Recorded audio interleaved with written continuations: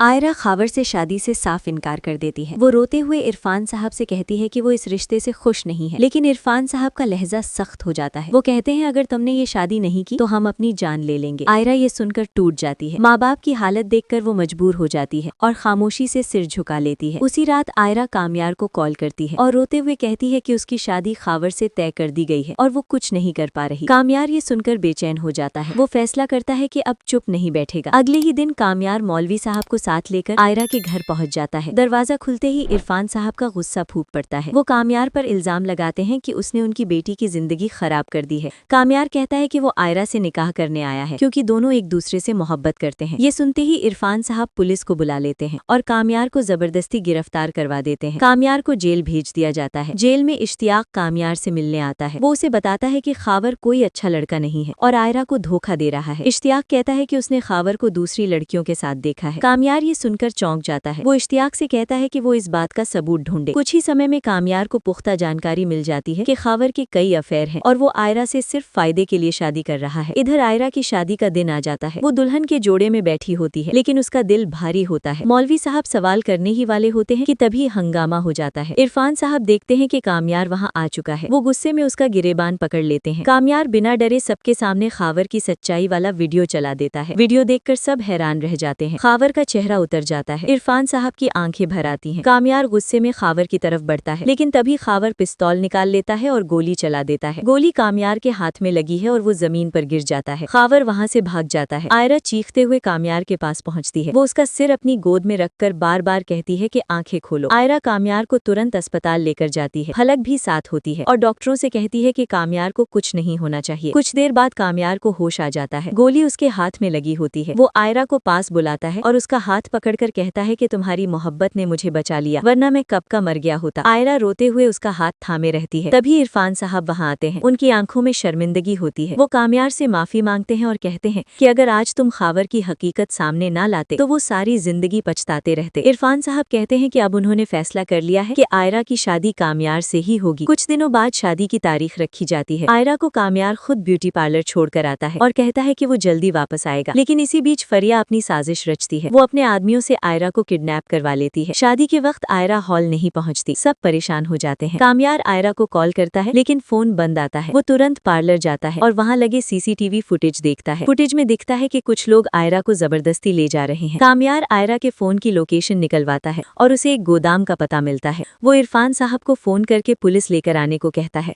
और खुद अकेले वहाँ पहुँच जाता है। कामयार गोदाम का ताला तोड़कर अंदर जाता है। वो आदमियों से भिड़ जाता है और आयरा तक पहुँच जाता है। आयरा उसे देखते ही रो पड़ती है। कामयार उसे अपने गले से लगा लेता है और कहता है कि अब उसे कोई छू भी नहीं सकता। उसी वक्त पुलिस पहुंच जाती है। पकड़े गए आदमी बताते हैं कि उन्हें फरिया ने ये सब करने के लिए कहा था। पुलिस फरिया को गिरफ्तार कर लेती है। इरफान साहब कामयार को गले लगा लेते हैं और कहते हैं कि आज उन्होंने साबित कर दिया कि वो आयरा के लिए सही इंसान है। आखिरकार आयरा और कामयार की शादी का दिन आता है। कामयार की अम्मी, अब्बू और दादी भी खुशी खुशी शामिल होते हैं। मौलवी साहब निकाह पढ़ाते हैं और कामयार से पूछते हैं कि क्या वो आयरा से निकाह कबूल है। कामयार पूरे यकीन के साथ कबूल है कहता है। फिर आयरा भी कबूल है कह देती है। इस तरह दोनों निकाह के बंधन में बंध जाते हैं। शादी की राह कामयार आयरा को एक डायमंड की अंगूठी पहनाता है और कहता है कि ये सिर्फ अंगूठी नहीं, उसकी मोहब्बत और भरोसे की निशानी है।